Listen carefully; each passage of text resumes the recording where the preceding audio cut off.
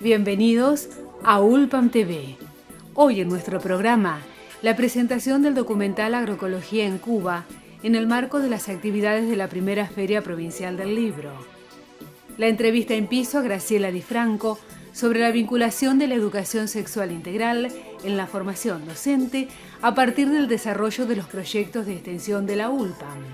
Y los informes de la instalación fotográfica Cañaveral, Trabajo, Género y Humillación en el Norte Argentino, y sobre la huerta agroecológica que se encuentran desarrollando estudiantes y docentes de la Facultad de Agronomía.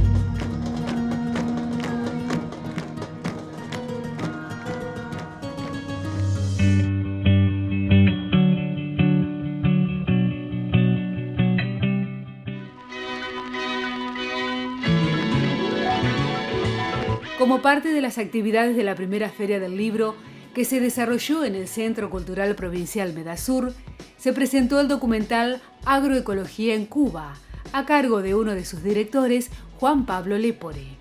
Es un trabajo que venimos elaborando hace tiempo como respuesta a la investigación sobre el modelo agroexportador que en este momento está en una situación de catástrofe medioambiental. Si pensamos en las más de 10 millones de hectáreas inundadas, los 400 millones de litros de glifosato y agrotóxicos que se tiran anualmente, vemos la cantidad de niños con malformaciones, cáncer, abortos espontáneos, cegueras que hay por esta implementación de la avanzada de la frontera agroexportadora. Y bueno, en torno a esto, Agroecología en Cuba se plantea como una alternativa real de autoabastecimiento de alimentos a todo un país y la generación de trabajo digno y la visión de cómo se puede generar una matriz de soberanía alimentaria para de alguna manera poder tener otra visión de un campo posible. La revolución, en un primer momento, firma la ley de reforma agraria y comienza la entrega a los verdaderos dueños de la tierra, que eran los campesinos. La agroecología es una tendencia que está cada vez más en boga, en aumento. Es un proceso que va a largo plazo y es el inicio de algo que está explotando, algo que está en su gestación primaria y que bueno, hace muchísimos años vienen muchos especialistas como Sarandón, como bueno, Eduardo Sordá, muchos ingenieros agrónomos que están luchando para poder imponer esta otra forma desde una visión de las universidades y torciendo el punto de vista de las cátedras que moldean a los estudiantes con el glifosato en la cabeza y yendo a trabajar directo a los pools de siembra. Y bueno, vemos que la agroecología cada vez está generándose una legitimación de los profesores que lo implementan en sus cátedras y se forman hasta ya facultades, digamos, que pueden implementar este tipo de conocimientos y es algo que se va aumentando y lo vemos en las proyecciones. La gente sale muy contenta y esperanzada de ver que otro campo es posible y que esto puede ser a gran escala y la capacidad de poder alimentar a una población entera.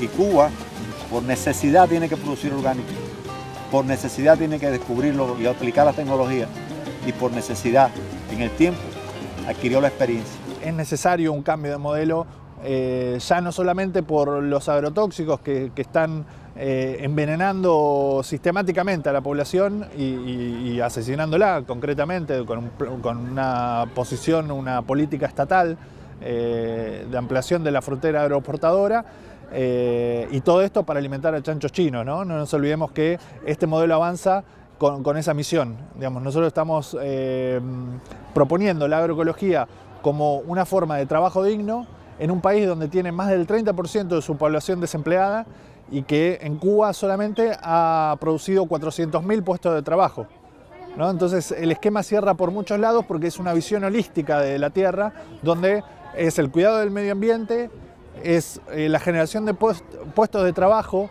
con una atmósfera digna de recuperar esa conciencia del amor por el trabajo en la tierra, y la implementación y el enfoque de las universidades de un plan donde los municipios como Guaminí, que hoy en día están apoyando la agroecología, y es algo que está cada vez en aumento, y la necesidad de que este documental se proyecte en todas las partes del país es un indicativo de esto. Fue una salida estratégica para el desarrollo de la producción de alimentos.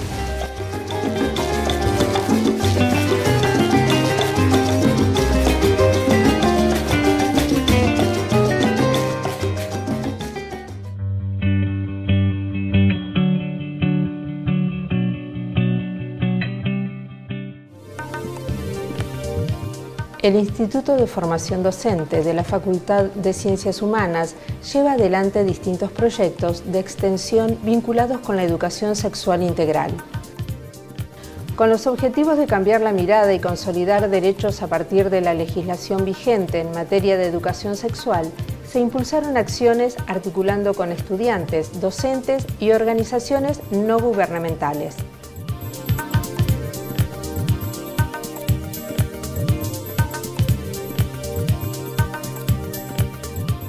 Bueno, hoy nos visita en el estudio para el programa de Ulpan TV una magíster, Graciela Di Franco. ¿Qué tal?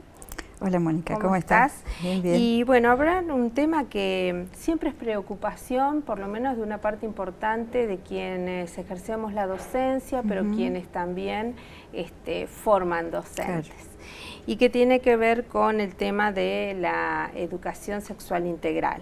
Un poco la pregunta es en función de ser responsable, de estar a cargo del Instituto de Formación Docente, ¿cuáles son los proyectos en los que, bueno, llevan adelante para el desarrollo de esta temática?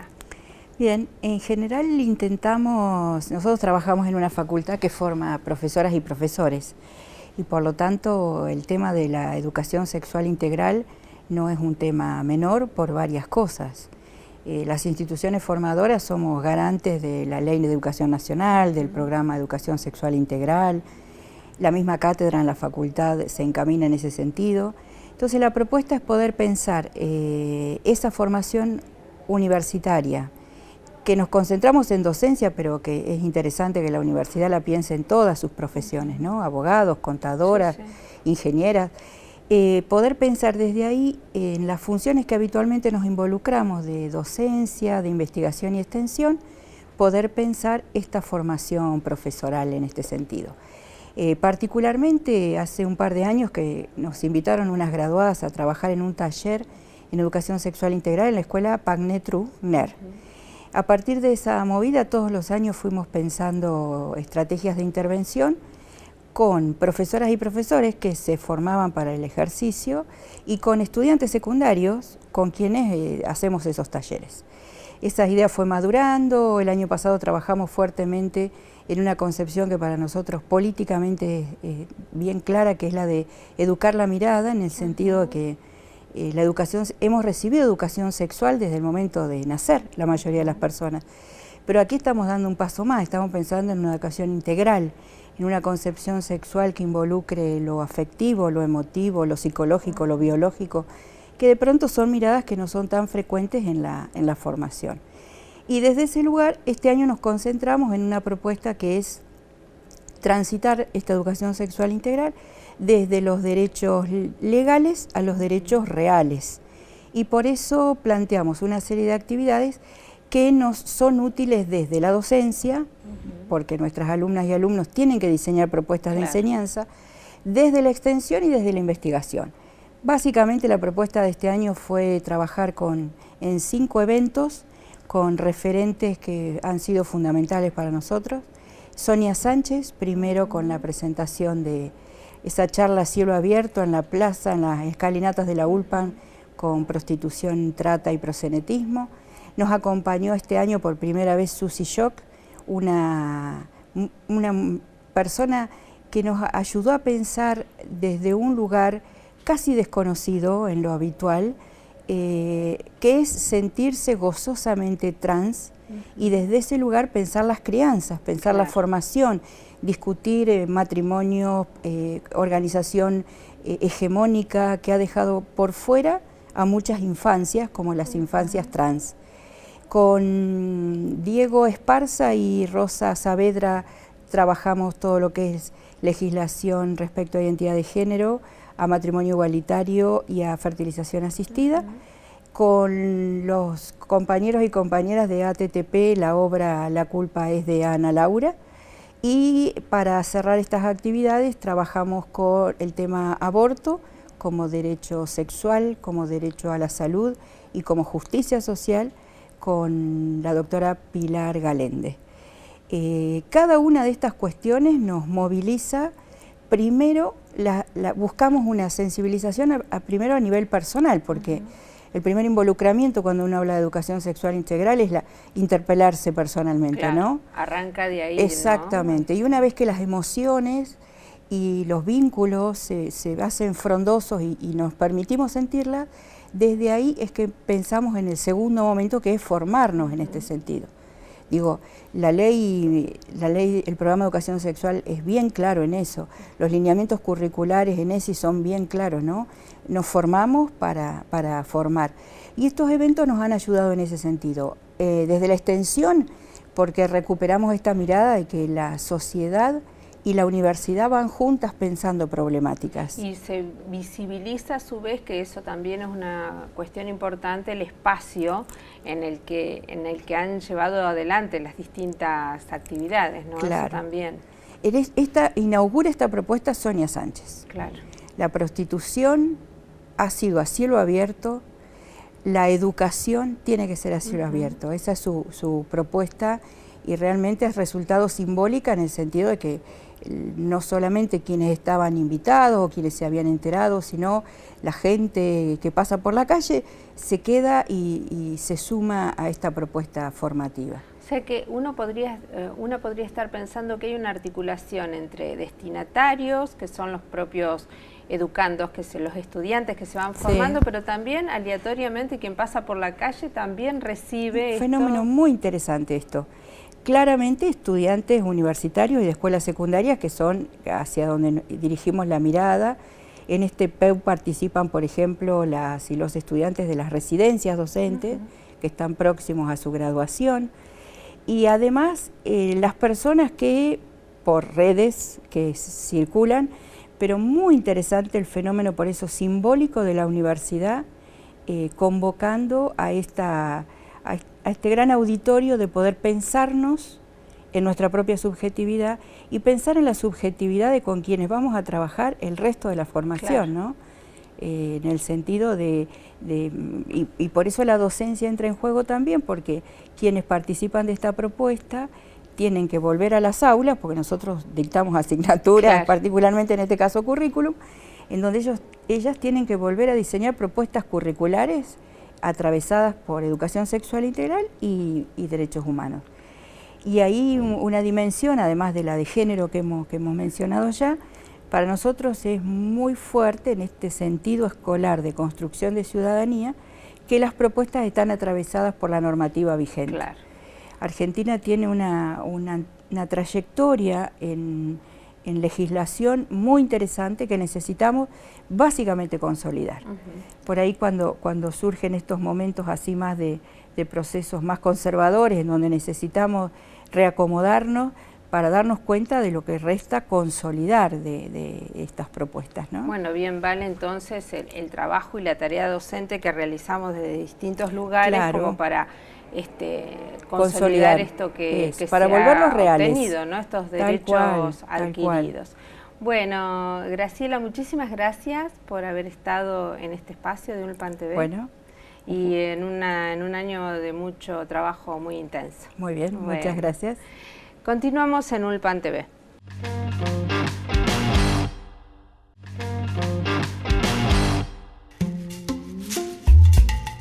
Estudiantes y docentes de la Cátedra de Horticultura de la Tecnicatura en Producción Vegetal Intensiva, que se dicta en la Facultad de Agronomía, se encuentran asesorando a alumnos de la Escuela 205 de la localidad de Toay en el desarrollo de una huerta agroecológica.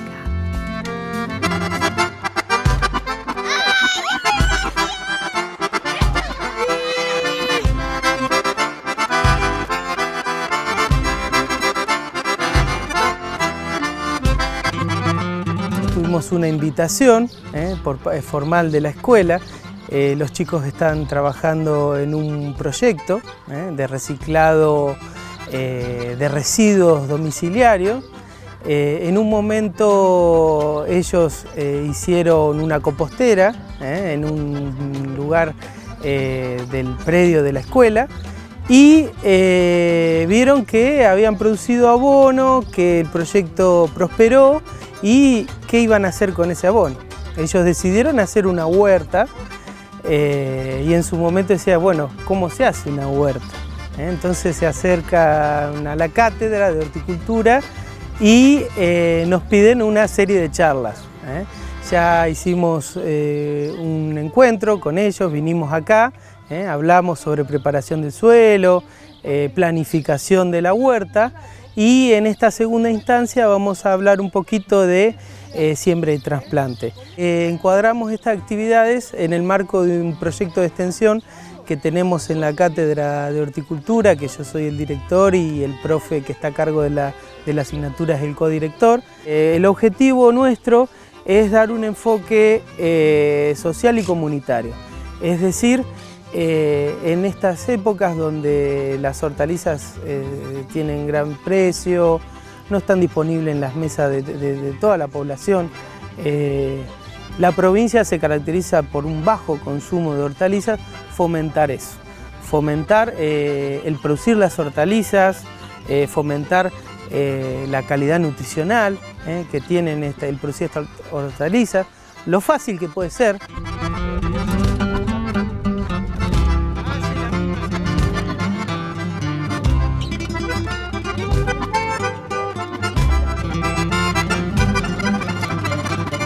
Creo que lo más importante es estar y trabajar, digamos, con la pala, con el rastrillo, en pequeñas superficies, hacer la recomendación de la disponibilidad de agua, porque creo que en algún momento hay periodos críticos, y más que nada ahora, comenzando el verano, de tener agua. A veces la disponibilidad no es tan sencilla.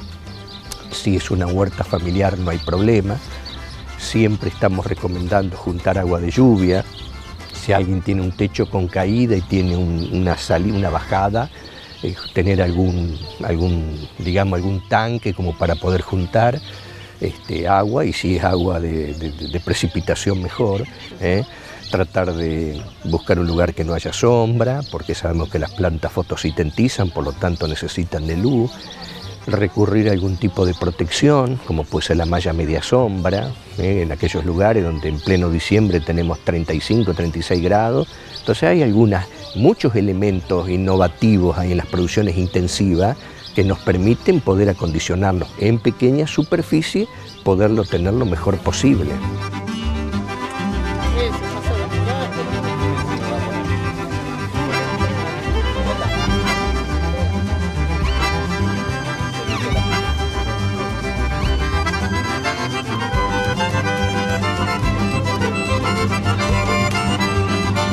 Primero empezamos investigando sobre qué le hacía bien al ambiente y qué le hacía mal. Después hicimos un trabajo de separar la basura, lo orgánico y lo inorgánico. y ahí empezamos a hacer un pozo y ahí tiramos todos los desechos orgánicos, o sea, hicimos el compost. Y bueno, después empezamos a remover la tierra de la huerta y empezamos a plantar. A mí me gusta porque aprendemos, sí, todos estábamos muy emocionados que traíamos semillas y ayudábamos a hacer el compost y todo eso. Importante porque hace bien al planeta, que sembremos más plantas y también hace bien para el consumo de nosotros. Y que te puede servir en algún momento de la vida, por ejemplo, si te compras un terreno, vos podés hacer una huerta, o por ejemplo, si vas a un campo, también. Todos los días venimos a la huerta, regamos. Es divertido y a mí me gusta porque podés trabajar con pala, podés sembrar y cultivar. Sí, nos gusta mucho el plan de la huerta. Sí, está bueno, también para desenchufarte un poco la tecnología.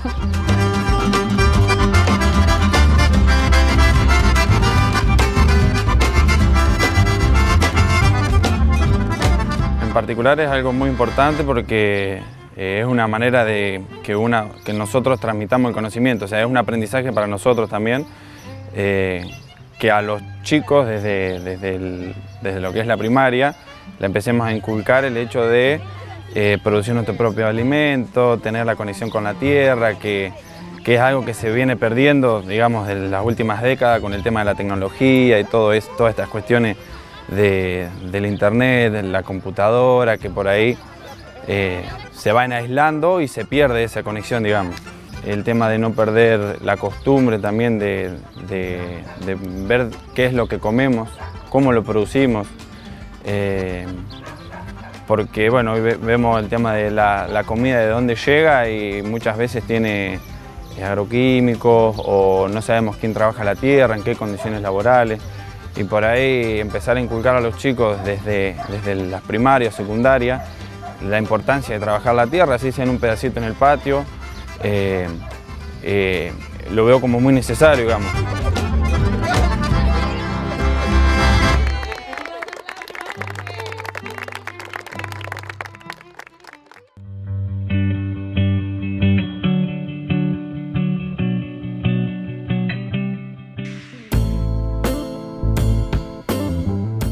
La Comisión de Derechos Culturales, del Observatorio de Derechos Humanos, de la Facultad de Ciencias Económicas y Jurídicas, junto al auspicio de la Asociación Pampeana de Conservación del Patrimonio Cultural, presentaron la instalación fotográfica Cañaveral, Trabajo, Género y Humillación en el Norte Argentino, con la presencia de su autor, el doctor en Ciencias Antropológicas, Carlos Mazota. Cañaveral, la instalación fotográfica, intenta hacer una reflexión sobre este complejo proceso de discriminación, de humillación, de exotización sobre los pueblos indígenas en general y sobre el cuerpo de la mujer indígena en particular. A mí me gusta decir en ese sentido que estas imágenes son en realidad documentos o retratan más bien la mirada blanca que información sobre los pueblos indígenas en general o de las mujeres indígenas en particular. Entre principios del siglo XX, entre 1900 y 1930 aproximadamente, existió un auge de la tarjeta postal fotográfica en el mundo y en Argentina en particular, que divulgó por primera vez, por pocos centavos, fotografías del territorio, de sus habitantes, en el caso de la Argentina. Yo hice una investigación hace algunos años sobre ese universo iconográfico. Yo soy antropólogo, me detuve especialmente en cómo esas imágenes representaban a los pueblos indígenas de la Argentina. En esa investigación se me juntaron de alguna manera en el trabajo de archivo un grupo singular de imágenes que estaban especialmente dedicadas a mujeres de diferentes comunidades indígenas del norte de la Argentina. Y una de las características de esas imágenes eran que en su mayoría las mujeres estaban desnudas y me detuve en un punto en particular a investigar el origen de esas imágenes que se habían producido alrededor de la década del 30. El trabajo fue un poco difícil porque en su mayoría eran anónimas. circulaban en forma anónima por las ciudades más importantes de la Argentina, por Buenos Aires, Rosario, Córdoba particularmente, y eran fotografías originadas en los ingenios azucareros del norte argentino, el ingenio Ledesma y el ingenio Tabacal en particular. En base a algunas fuentes pude identificar el tránsito de esas fotografías y que las mujeres retratadas allí eran en realidad trabajadoras de los ingenios que en el momento de la toma fotográfica habían sido desnudadas y puestas en pose en función de un consumo singular de mirada masculina metropolitana en ese momento. Es decir, ahí en esas imágenes se articulaba un proceso de doble estigmatización. Por un lado, las mujeres trabajaban en los ingenios igual que los hombres en condiciones serviles. Esto está ampliamente documentado por diversas investigaciones, y al mismo tiempo ahí la fotografía metropolitana operaba sobre el cuerpo de ellas de esta manera denigrante, de esta manera humillante, produciendo estas imágenes. Aprender la lección de la historia debe ser no perder la memoria. Aprender la lección de la historia debe ser no perder la memoria.